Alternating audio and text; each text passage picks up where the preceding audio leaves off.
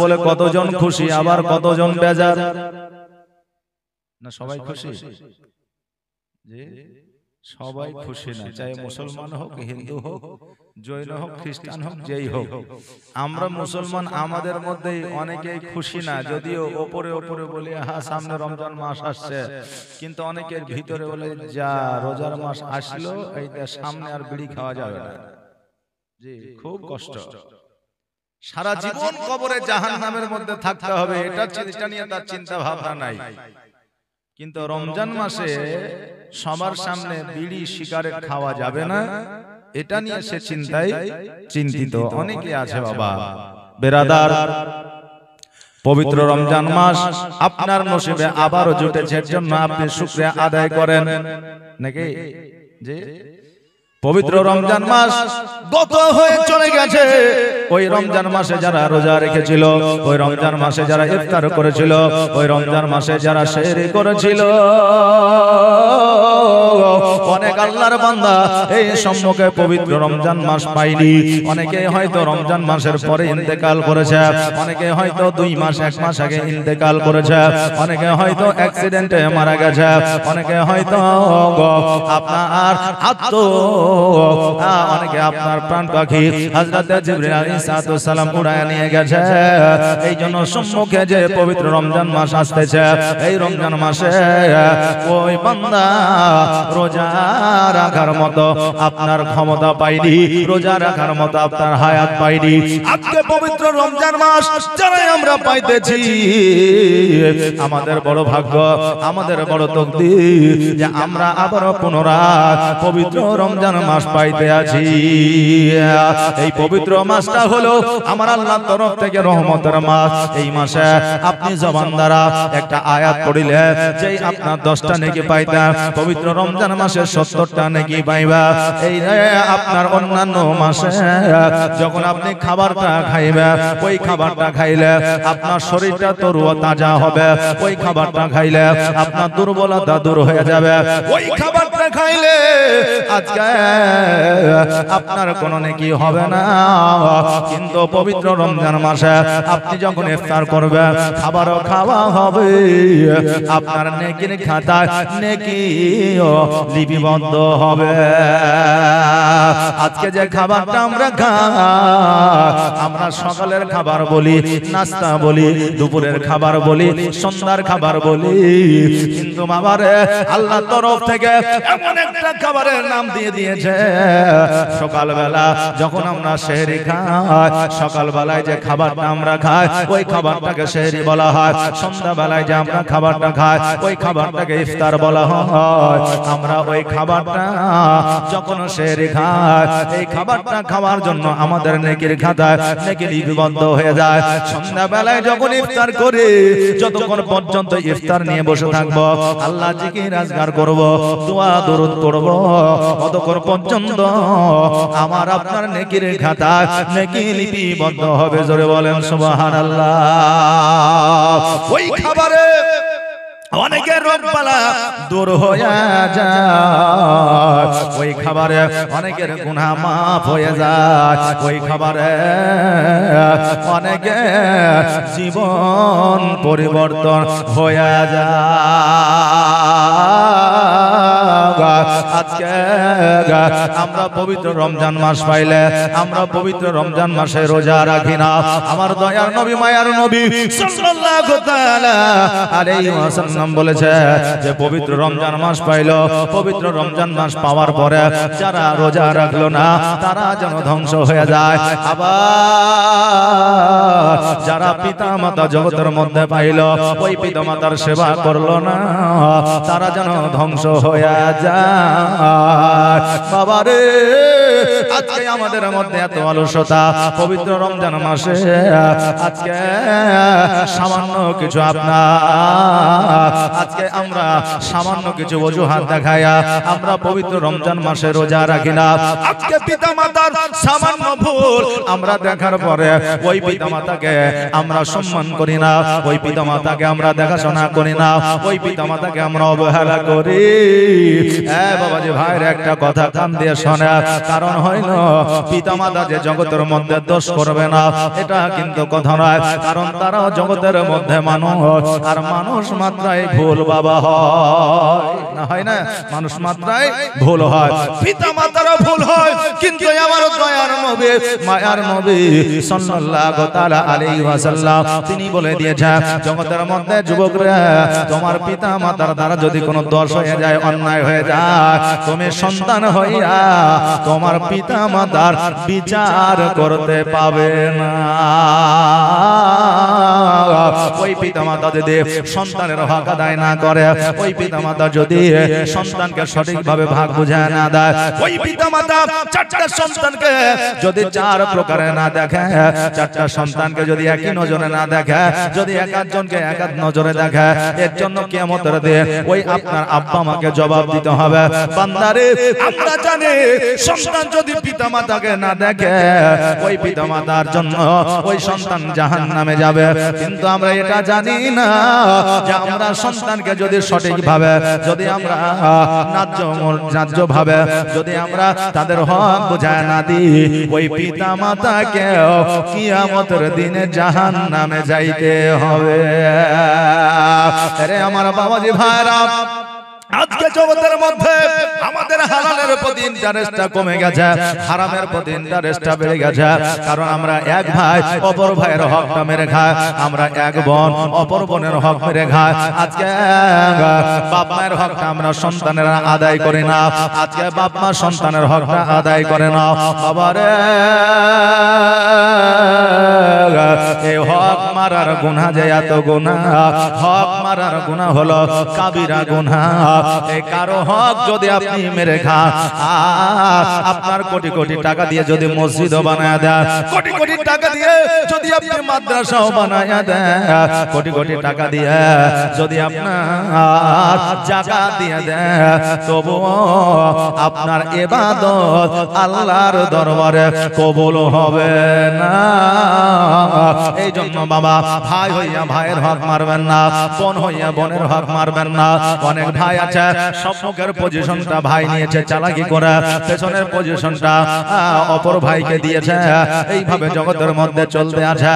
আরে বাবা, আজকে তুমি যতই উপাসনা করো না কেন, আজকে যার হক তুমি মেরেছো তার কাছে যতক্ষণ পর্যন্ত ক্ষমা না চাইবা, তার কাছে যতক্ষণ পর্যন্ত ক্ষমা প্রার্থী না হইবা, ততক্ষণ পর্যন্ত আমার আল্লাহ তোমাকে ক্ষমা করবে না। এই জন্য বাবারে জীবনে কারো কোনোদিন হক মেরে খাবেন না, কারণ জগতের মধ্যে কয়েকদিনের জন্য আমরা এসেছি, জগতের মধ্যে 60 বছর 70 বছরের জন্য এসেছি। ওই কবরের উমর ভর আমাদের থাকতে হবে। এই জগতের কথা বেশি না ভাবিয়া ওই জগতের কথা আমরা যদি ভাবি, আমাদের দ্বারা কাবিরা গুনাহ হবে না। এই জন্য আমার দয়ার নবী মুস্তাফা সাল্লাল্লাহু তাআলা আলাইহি ওয়াসাল্লাম বলেছে, উম্মত উম্মতিরা রে, আজকে তুমি যদি পাওনাদার হও, আজকে যদি তুমি কারো কাছে দেনা করো, ধার করো, আর ওই ধারটা পরিশোধ না করিয়া মসজিদে যদি লক্ষ টাকা দান করো, তোমার ওই দান কোনো কাজে আসবে না। এই জন্য তোমার ধার দেনা বাকি যদি থাকে, দান করার আগে ওই বাকিটা তুমি পরিশোধ করো। বাবারে কথাটা শুনতে হয়তো খারাপ লাগলে, এটা বাবা আমার কথা নয়, এটা আমার দয়ার নবী মুস্তাফা সাল্লাল্লাহু তাআলা আলাইহি ওয়াসাল্লামের কথা। বাবাজি ভাইরা,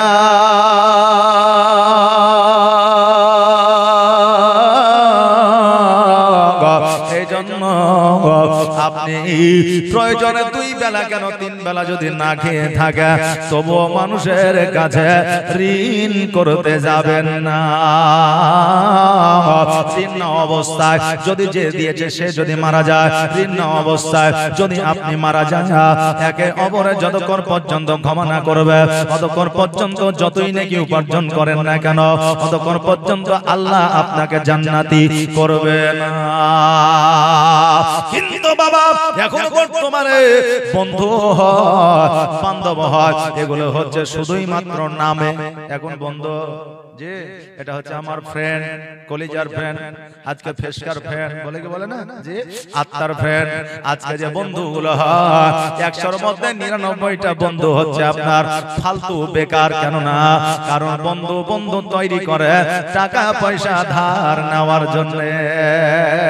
এখন অনেক বন্ধু আছে বললেন শুধু টাকা ধার দেওয়ার জন্য বন্ধুত্ব করে, কিন্তু আগের মতো আসল বন্ধু এখনো পর্যন্ত বাবা এখন আর হয় না। যে আগে যে আগের বন্ধু সহযোগিতা করতো আরেকজন বন্ধুকে রোগবালা মুসিবতে, আজকে সংসারে ওই মহব্বত আর নাই। আগে বন্ধুর স্ত্রীকে বোন মনে করতো, নাকি বলেন?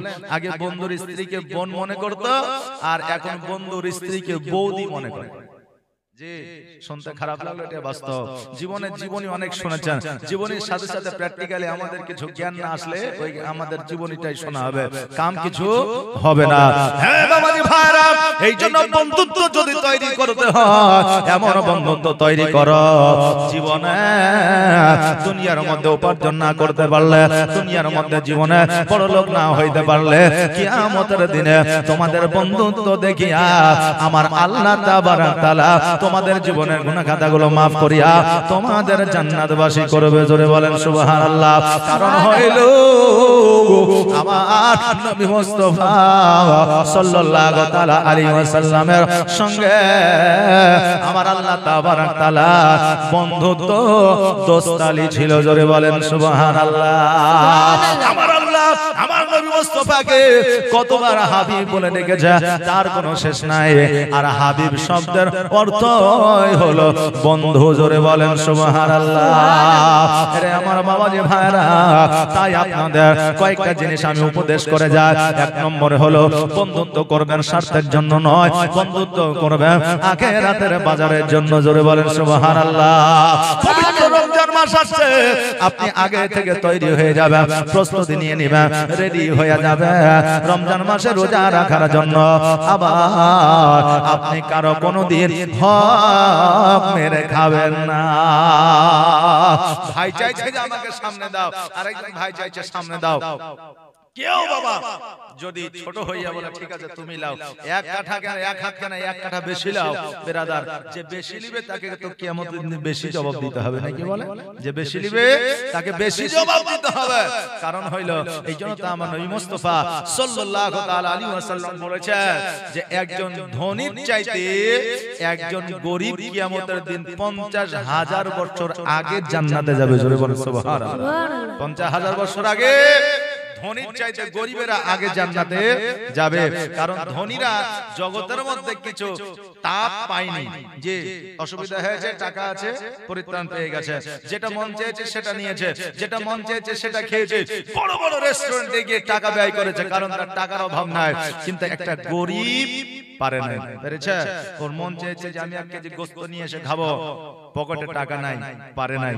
আর আমার মন চেয়েছে রেস্টুরেন্টে গিয়ে আমার স্ত্রীকে নিয়ে, আমার সন্তান আদিকে নিয়ে শখ করে খাবো, টাকা নাই, পারে নাই। এই জন্য তো বড় লোকদের চাইতে গরিবেরা 50,000 বছর আগে জান্নাতি হবে। জোরে বলেন সুবহানাল্লাহ। এই জন্য বাবারে জীবনে জগতের মধ্যে ভাই যদি আপনার কাছে জমি চায়, আপনার ভাগটা রাখিয়া ভাইকে দিয়ে দেন, তবে 1 কাঠা বেশি নেবেন না, প্রয়োজনে ভাইকে দিয়ে দেওয়ার চেষ্টা করবেন। কারণ হইল ওই ভাইকে জবাব বেশি দিতে হবে। বেরাদান মিল্লাত ইসলামিয়া, পবিত্র রমজান মাসের প্রস্তুতি আপনারা কিভাবে নেবেন? পবিত্র রমজান মাসের প্রস্তুতি কিভাবে নেবেন?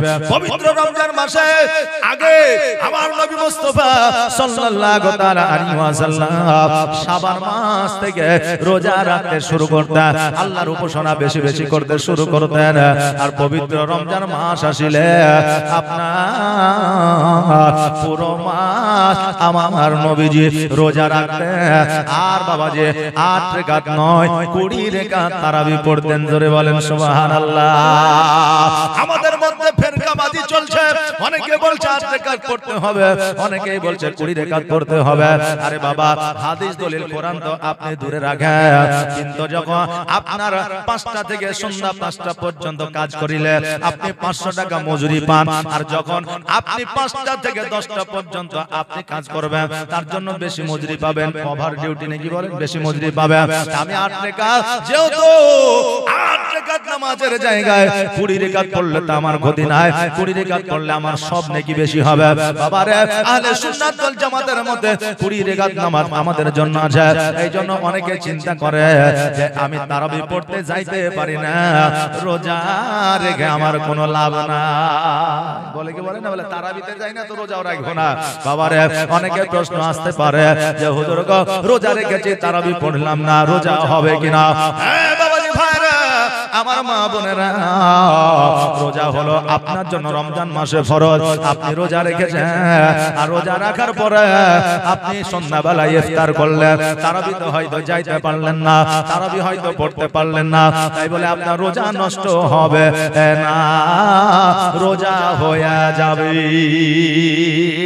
এখন আপনি নেকি থেকে বঞ্চিত হবেন, কিন্তু রোজা বাদ হবে না, রোজা বাতিল হবে না বিরাদার। তবে আমরা এখন বর্তমানে যেভাবে রোজা রাখি, আমাদের রোজাটা শুধু মুখেই রাখে, মানে কিছু খাবার খাই না, বাকি সবকিছু আমাদের রোজা থেকে বঞ্চিত থাকে। শুধু রমজান মাসে রোজা কি মুখ আর পেটেই রাখে না, পুরো শরীরটাতে রাখে। রোজা পুরো অঙ্গের জন্য, পুরো শরীরের জন্য।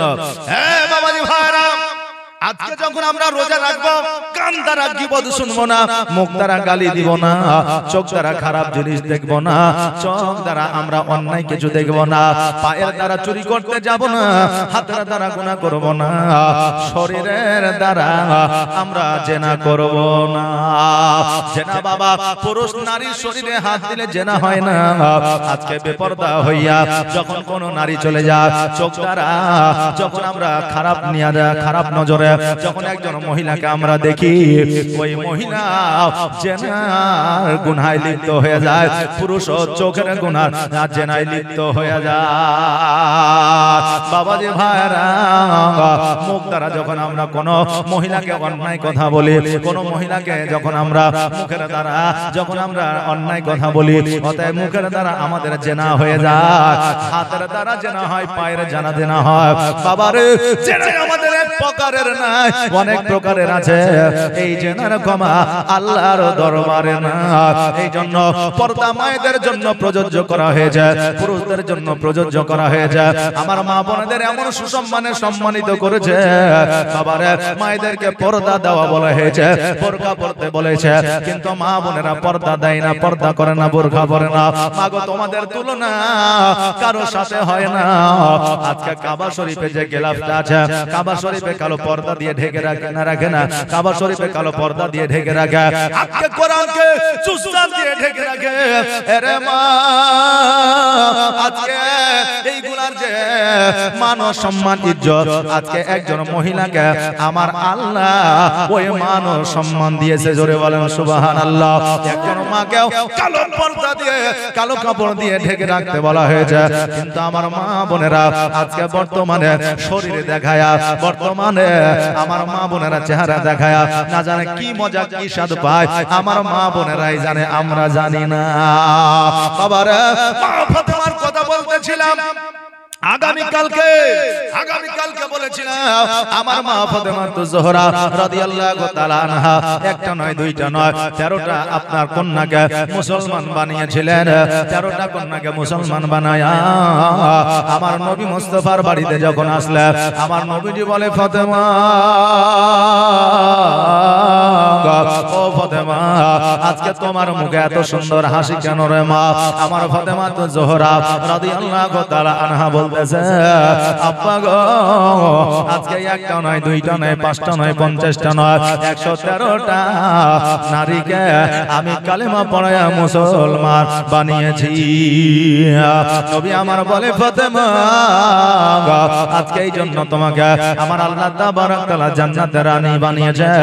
ও ফাতেমা, তুমি চিন্তা করিও না রে মা, আজকে তোমার দ্বারা ইসলামের প্রচার প্রসার হবে। হবে।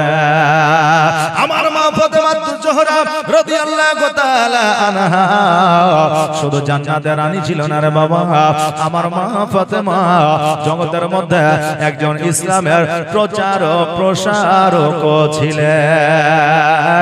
ওই ফাতেমা জোহরা রাদিয়াল্লাহু তাআলা আনহা আবার যেন বাড়িতে আপনার কাজকর্মে রত হইয়া গেল, আমার নবী মুস্তাফা সাল্লাল্লাহু তাআলা আলাইহি ওয়াসাল্লাম যেন বাবা মসজিদে জুম্মার নামাজটা পড়াইলেন।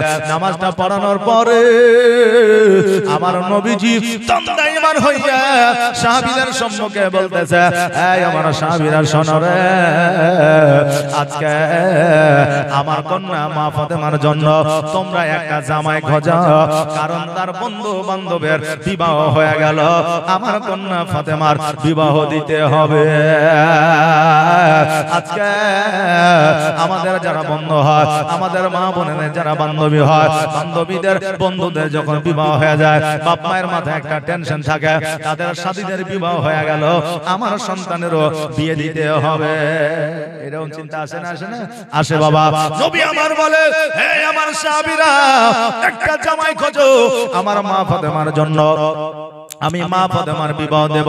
সাহাবীয়ে কেরামগণ অনেকেই বলেছিলেন, ইয়া রাসূলুল্লাহ, ইয়া হাবিবাল্লাহ, নবী গো, আমার অনেকগুলা খেজুর গাছ আছে, আমার অনেকগুলা সম্পদ আছে, আমি আমার অনেকগুলো টাকা পয়সা আছে, ইয়া রাসূলুল্লাহ, মা ফাতেমার সঙ্গে বিবাহ আমার সঙ্গে কি দেওয়া যাবে না?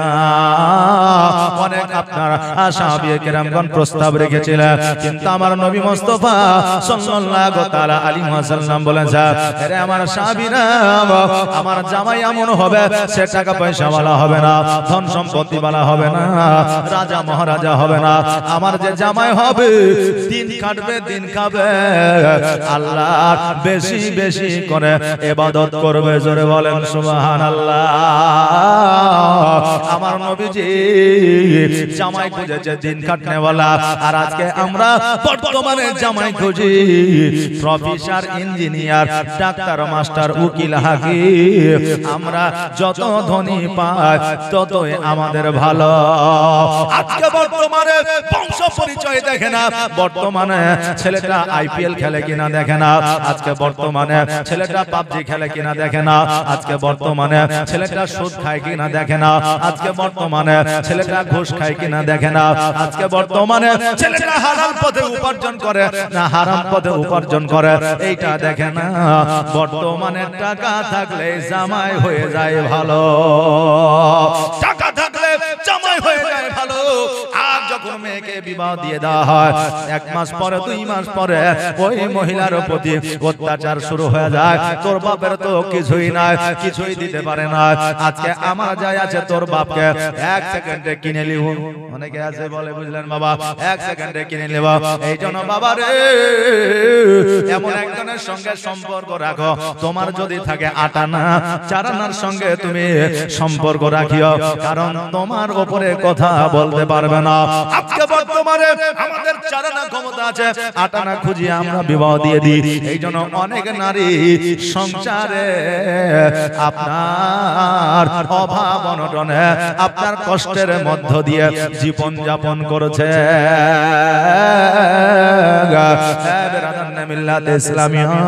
জামাই কেমন খুঁজতে হবে এই আদর্শ আমার নবী শিখায় দিয়েছে, জামাইয়ের সঙ্গে কেমন ব্যবহার দেখাইতে হবে এই আদর্শ আমার নবী শিখায় দিয়েছে, মেয়ের সঙ্গে কেমন সম্পর্ক রাখতে হবে এটাও আমার নবীজি শিখায় দিয়েছে।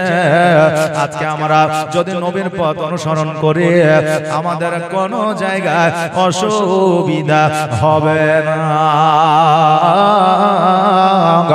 আমার নবী মুস্তাফা বললেন, সাহাবীরা, এমন একটা জামাই খোঁজো যে জামাই দিন কাটে, দিন আনে, দিন খায়, ওই জামাইকে আল্লাহ ভালোবাসবে। কারণ হইল আমার আল্লাহ তাবারাক তাআলা নিজে বলে দিয়েছে, আমি যাকে টাকা দিয়েছি, পয়সা দিয়েছি, সম্পদ দিয়েছি, আমার ইবাদত থেকে তারা দূরে সরে আছে। যাদেরকে টাকা দিয়ে দিয়েছে আর আজকে তারা আমার ইবাদত থেকে দূরে আছে। এবার আপনি প্রশ্ন করতে পারে হুজুর গো আমাদের এলাকায় হাজি আছে, গাজী আছে, আলিম আছে, ওলামা আছে, অনেক টাকা পয়সা আছে, কিন্তু নামাজ কাজা করে না। অনেকেই বলে রে বাবা কিন্তু 5 ওয়াক্ত নামাজ পড়ে যে জান্নাতি হওয়া যাবে এর গ্যারান্টি কেউ দিতে পারবে না।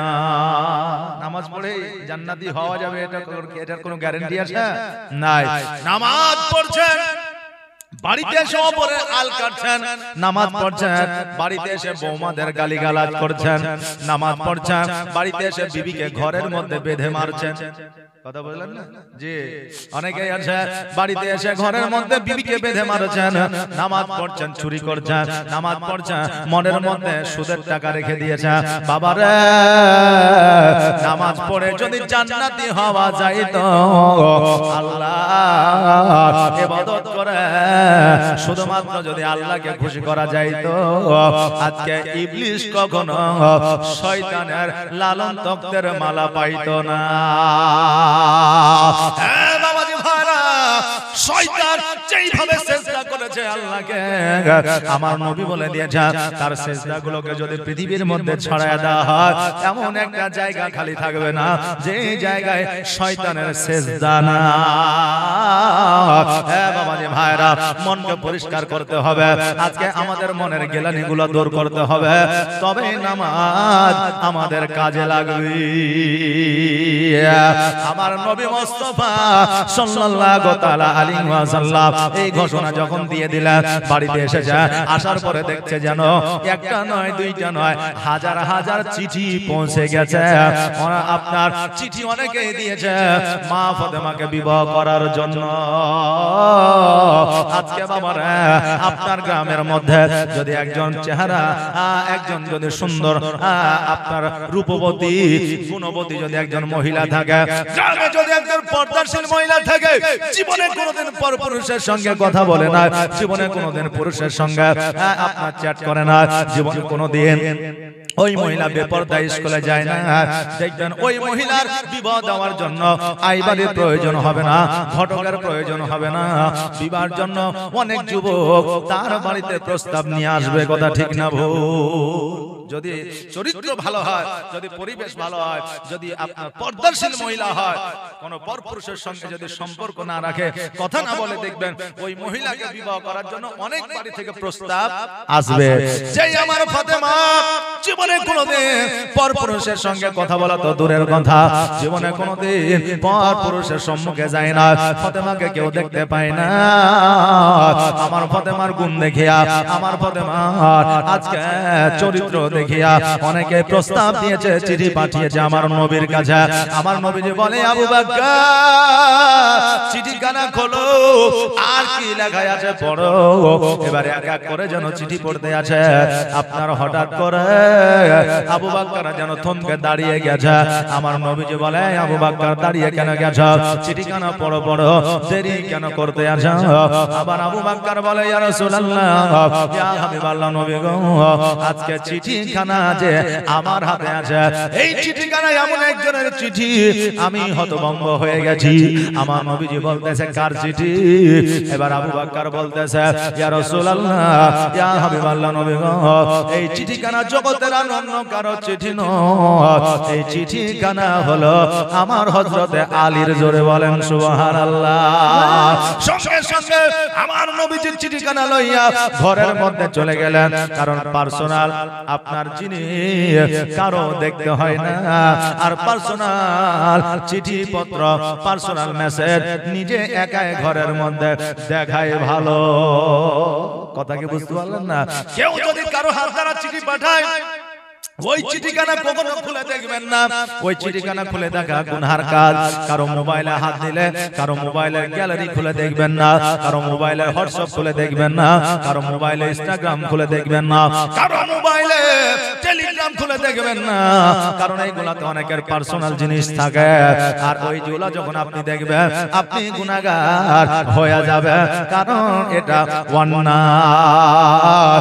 নবী আমার ঘরে যাইয়া চিঠিখানা খুলে দেখছে, চিঠির মধ্যে লিখে দিয়েছে হাবিব গো এই চিঠিখানা হযরত আলী পাঠায় না এই চিঠিখানা আমি আল্লাহ আমার হাবিবের দরবারে পাঠিয়েছি জোরে বলেন সুবহানাল্লাহ আল্লাহ বলে হাবিব গো আজকে যে চিঠিখানা আমি দিয়েছি আমার ফাতেমার বিবাহ জগতের কোন পুরুষের সঙ্গে হবে না আজকে আলীর সঙ্গে ফাতেমার বিবাহ পড়ায়া দেন কারণ আমি আল্লাহ আলী ফাতেমার বিবাহ জান্নাতের মধ্যে পড়ায়া দিয়েছি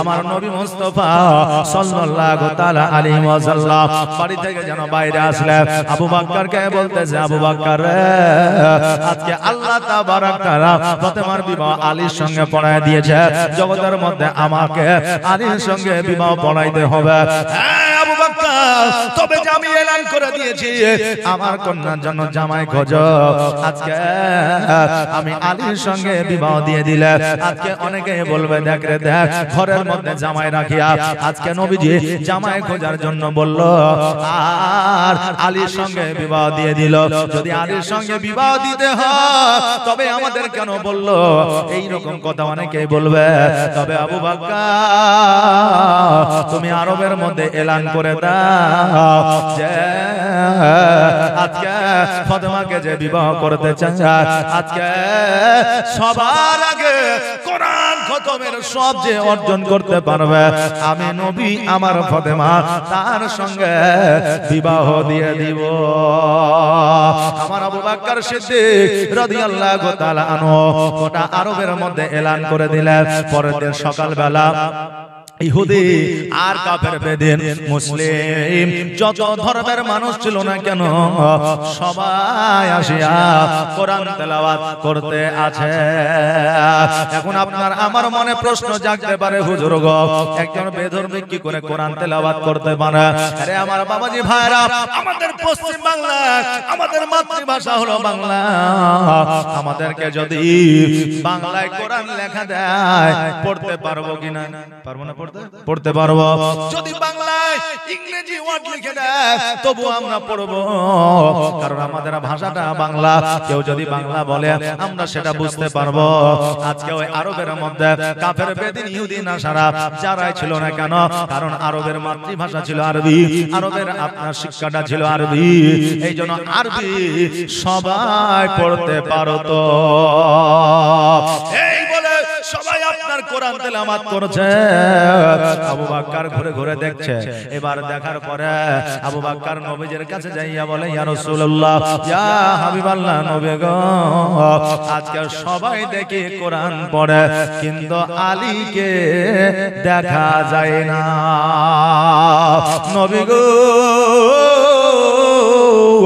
আজকে আলী যদি কোরআনের খতমের সব হাসিল না করতে পারে সবার আগে তবে আলীর সঙ্গে তো বিবাহ হবে না আলী কোথায় আলী কোথায় আমার নবী বলে আলীকে খোঁজ করো আবু বকর সিদ্দিক আলীর খোঁজে বেরিয়ে পড়লেন খুঁজতে খুঁজতে দেখছে যেন কয়েকটা ভেড়া নিয়ে একটা জঙ্গলের মধ্যে যেন শুয়ে আছে আবু বকর যাইয়া বলে এই আলী শোনো রে আজকে ভেড়া নিয়ে কি করতে আছো বলে ভেড়াগুলো চড়াইতে এসেছি বলে এই আলী ভেড়া আর চড়াইতে হবে না চলো চলো আজকে ফাতেমার সঙ্গে তোমার বিবাহ হবে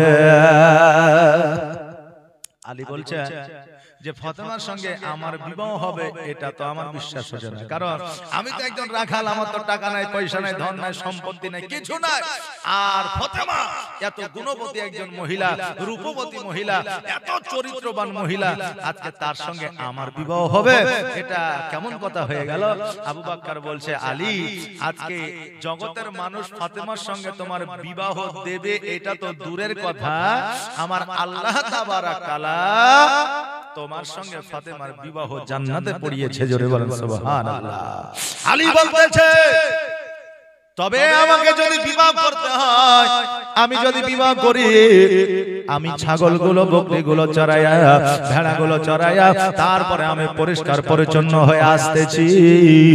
আবু বকর বলতেছে শোনো রে, এর মধ্যে একটা কম্পিটিশন আছে, একটা প্রতিযোগিতা আছে।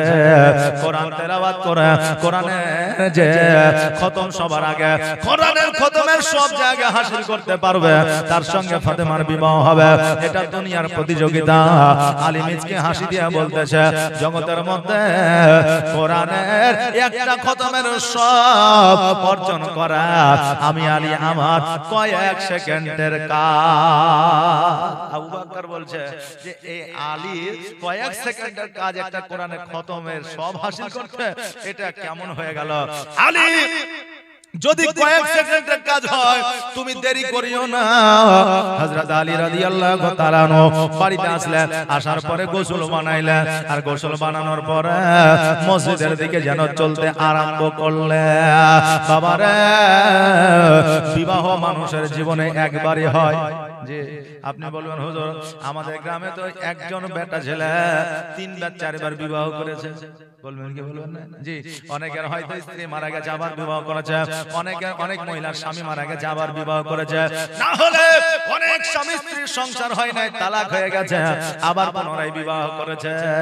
কিন্তু বাবারা, আমি কেন বললাম বিবাহ মানুষের একবারই হয়? কারণ প্রথম বিবাহে যে সুখ ও শান্তি, যে স্বাদ পাওয়া যায়, ওই স্বাদ 100টা বিবাহ করলে আর পাওয়া যায় না।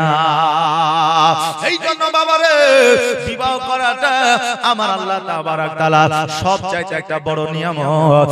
স্ত্রী স্বামীর জন্য নিয়ামত, স্বামী স্ত্রীর জন্য নিয়ামত। আজকে বিবাহ করতে গেলে কে না জানে আপনার পরিষ্কার পরিচ্ছন্ন হয় না। যারা 1 নম্বরের সাঁওতাল বুঝলে, তারাই বিবাহ মদ খেয়ে তারিখে বিবাহ করতে যায় নাকি বলে। কিন্তু যার পরিবেশ ভালো, যে শিক্ষিত মানুষ, যে ইসলাম ধর্মের মানুষ, তারা পরিষ্কার পরিচ্ছন্ন হয়ে ছাড়া তারা বিবাহে যাবে না। গেছে কোনোদিন? যায় না। একজন মহিলা তার ভাইকে বলছে, ভাই রে, আজকে 1 মাস ধরে গোসলও করিসনি, দাড়িও শেভ করিসনি, চুলও কাটিসনি। তবে আজকে কেন, যতদিন ঠান্ডা পার না হবে ততদিন গোসলও করবো না, দাড়িও কাটবো না, চুলও কাটবো না। মানে চুল দাড়ি কাটলে তো গোসল করতে হবে, এই জন্য চুল দাড়িও কাটবো না, গোসলও করবো না। ওসব আমাকে বুদ্ধি দিস না, তুই বাড়ি যা। তো মেয়েটা বলছে যে আব্বা তো বলছিল যে তোর ভাইয়ের বিয়েটা দিয়ে দিব, তা আজকে বউ দেখতে যাওয়ার কথা ছিল। তো বলছে তুই আগে বলিসনি, সঙ্গে সঙ্গে যে দাড়ি মুছ কাইটা একবার শেভ হয়ে গোসল টোসল করে চলে আসলো। কথা বললেন না? তো অনেক যুবকের বললেন বিয়ে করার স্বাদ আছে, যে আব্বা যদি বিয়েটা দিয়ে দেয় তো খুব সেকালই করে নিব। কিন্তু অনেকের বাপ মা আছে যে বেটা তো বয়সই হয়নি, মানে বেটা যতই বড় হোক বুঝলেন, বাপ মায়ের কাছে ছোটই থাকে। বুঝতে পারলেন না? আমাদের একটা বন্ধু ছিল, তার নাম হচ্ছে এশারুল, এখন কুসমুর মাদ্রাসায় ভালো পজিশনে আছে। তো ওই এশারুল বলছে যে ভাই রে, আমার আব্বাকে বল যে আমার যাতে বিয়েটা দিয়ে দেয়। আলেম মানুষ, এদিক ওদিকে ইমামতি করছি, মাদ্রাসায় থাকছি, হ্যাঁ, তারপরে এদিক ওদিক থেকে প্রেসার আছে। গল্প কথা লাই বাবা, অনেক যারা মাস্টার হয়, যারা একটু চেহারা ভালো, যে একটু পজিশনাল জায়গাতে আছে, যেহেতু আলেম ওলামা দেখবেন অনেক একটা রিস্ক থাকে, অনেক নারীরা আকৃষ্ট হয় সেই পুরুষের প্রতি, হয় না? হয়। তো বলছে বাপকে বললো বিয়েটা দিয়ে দেয়। আমরা 2-4টা বন্ধু গেলাম, যাওয়ার পরে বললাম যে চাচা, এশারুল তো ভালো আলেম হয়ে গেছে, বড় আলেম হয়ে গেছে, তাই কাজ করেন, বিয়েটা দিয়ে দেয়। তো বলছে তোমরা যে কি বলছো, এখনো 4-5 বছর পরে বিয়ে দিব, বাবু তো এখনো ছোট হয়ে আছে। যে বলছে বাবু এখনো ছোট হয়ে আছে, তো বাপ মায়ের কাছে বেটা ছোটই হয়।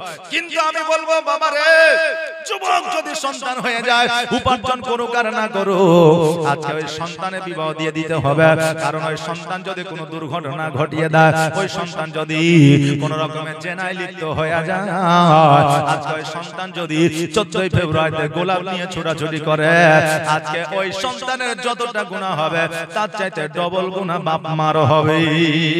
কারণ দায়িত্বটা হলো বাপ মায়ের। হ্যাঁ বাবাজি ভাইরা যেটা আমি বলতেছিলাম আমার আবু বকর সিদ্দিক রাদিয়াল্লাহু তাআলা আনহু উনি যখন আলীকে বললেন, আলী বাড়িতে আসলো, আসার পরে গোসল বানালেন, পরিষ্কার পরিচ্ছন্ন হইলেন, এবার মসজিদের দিকে গেলেন, যাওয়ার পরে দেখতে সবাই কোরআন তেলাওয়াত করেছে আর আমার আলী রাদিয়াল্লাহু তাআলা আনহু কোরআনটা খুলেছে আর যেন বন্ধ করে দিয়েছে। এখন সবাই তাকায়া তাকায়া দেখছে, কথা বললেন না? এখন আমাদের কোরআন তেলাওয়াত হয়, খতম হয় 40 আর চাহারমে হয় কি হয় না? জি হয়। সকাল থেকে কেউ পড়ছে আর কেউ যাওয়ার পরে পারাটা খুলে আবার যদি বন্ধ করে দিয়ে চুপ করে বসে থাকে, তো যারা পড়াশোনা করছে তারা তার দিকে তাকায় দেখবে কি দেখবে না? দেখবে না? দেখবে যে কি ব্যাপার, আমরা এতক্ষণ পড়ছি, আয়েশা খুললো আর বন্ধ করলো। আবার দেখবেন আমাদের এখানে কুল খতম হয়, কুল খতম হয় যে আপনাদের দিকে যে কুল পড়া হয়, সূরা ইখলাস, দরুদ শরীফ, কালেমা দিয়ে পড়া হয়, তো দেখবেন অনেকে আছে চোখটা বন্ধ করে আছে, ধার ধার ধার করে ফেলি চলেছে। তো মনে করে আবার কোন হাফেজ রে, হ্যাঁ, যে শুধু চালিয়ে চলেছে, ওকে যদি ধরা হয়, ভাই তুমি কি আসলে সূরা ইখলাস পড়ছো? তো বলে হ্যাঁ পড়ছি। তো সূরা ইখলাস পড়ে একবার আর ওই ছোলা ফেলে 5 বার, কথা বুঝতে পারলেন না? হ্যাঁ, তো এই চালাকি বাবা সব জায়গায় চলবে না। আবু বকর সিদ্দিক রাদিয়াল্লাহু তাআলা আনহু আলীর দিকে তাকায় দেখা, আলী কি ব্যাপার, বন্ধ কেন পড়ো? আলী বলছে আমার হয়ে গেছে। জোরে বলবেন না সুবহানাল্লাহ? আলী বলছে হয়ে গেছে। বলে কি বলে, একটা কোরআনের খতম বলে হয়ে গেছে। অন্যান্য লোকেরা বলতেছে আজকে ফাতেমাকে বিবাহ করার জন্য আলী পাগল হয়ে গেছে। আমার আলী বলতেছে শোনো গো, আজকে আমি আলী পাগল হই না, আজকে তোমরা পাগল হয়ে গেছো। এই খবরটা আমার নবীর কাছে পৌঁছে গেল। আমার নবী মুস্তাফা সাল্লাল্লাহু তাআলা আলাইহি ওয়াসাল্লাম হযরত আলীর কাছে আসলেন, আসার পরে বলে আলী বলো বলো আজকে তুমি কেমন করে সবার আগে এত দ্রুত এত তাড়াতাড়ি একটা কোরআনের খতম তুমি হাসিল করতে পারলে? হ্যাঁ আলী, একটা পারা পড়তে মিনিমাম 20 থেকে 30 মিনিট লাগে, আর তুমি কয়েক সেকেন্ডে কোরআনের খতমের সব পেয়ে গেলে। কারণটা কি? আজকে বাবারে আমাদের দেশে আমাদের অন্যান্য অনেকের বাড়িতে কোরআন তেলাওয়াত হয়, যেটাকে সাবিনা খতম বলা হয়। এই খতম আমরা 9টা 10টার সময় গেলে জোহরের নামাজের পরে বলে দিই আমাদের খতম হয়ে গেছে। এটা আবার সব চাইতে মিথ্যা কথা, এটা সবচাইতে বড় মিথ্যা কথা। কারণ হাফেজে যারা আছে তারা আমার উপরে রাগ করুক আর যাই করুক, জালসায় ডাকুক আর না ডাকুক, হ্যাঁ বাবা 10টা 11টা থেকে 1টা 2টার মধ্যে কোনোদিন 30 পারা কোরআন পড়িয়া খতমের সব আনা যায় না। কারণ একটা যত বড় মস্ত হাফেজ হোক না কেন, যত বড় কোরআনের আয়াত ছোটস্থ হোক না কেন, একটা পারা পড়তে মিনিমাম 15 মিনিট সময় লাগবে, না হলেও 12 মিনিট সময় লাগবে। এই 12 মিনিট যদি সময় লাগে, আপনি হিসাব করেন 30টা পারাতে আপনার ক ঘন্টা সময় লাগে। আজকে বাবাজি ভাইরা, আজকে আপনি বলবেন তাহলে কি আমরা কোরআনের খতম সব পাই না? অবশ্যই পেয়ে যান, অবশ্যই পেয়ে যান। একটা কোরআনের আয়াত যদি পড়ে, ওই কোরআনের আয়াতটা আপনি নেকি আপনি সব পেয়ে যান, বাড়ির বালা মুসিবত দূর হয়ে যায়, আল্লাহর তরফ থেকে রহমত বর্ষিত হয়। কিন্তু 30টা পারা পড়ে অত দ্রুত অত তাড়াতাড়ি খতম তোলা সম্ভব নয়। আমার হযরত নবী পাক সাল্লাল্লাহু তাআলা আলাইহি ওয়াসাল্লাম বলে, ও আলী বলো বলো এত দ্রুত বেগে তুমি কেমন করে খতমের সব হাসিল করলে? আমার আলী বলতেছে নবী গো, আপনার তাকরীরের মাধ্যমে, বক্তব্যের মাধ্যমে আপনি বলেছিলেন, আমি শুনেছিলাম যে কোরআনে একটা সূরা আছে, যেই সূরাটা হলো সূরা ইখলাস, 3 বার যদি পড়ে নেওয়া হয় একটা খতমের সব পাওয়া যায়। ওগো নবীজি, আমি এই সূরা ইখলাস 3 বার পড়েছি, একটা কোরআনের খতমের সব পেয়ে গেছি। আমার নবী বলতেছে, আরবের মানুষেরা তোমরা আর কোরআন তেলাওয়াত করিও না, কারণ এই প্রতিযোগিতা 1 নম্বর আমার হযরত আলী হয়ে গিয়েছে। আবু বকর বলতেছে, ওগো নবীজি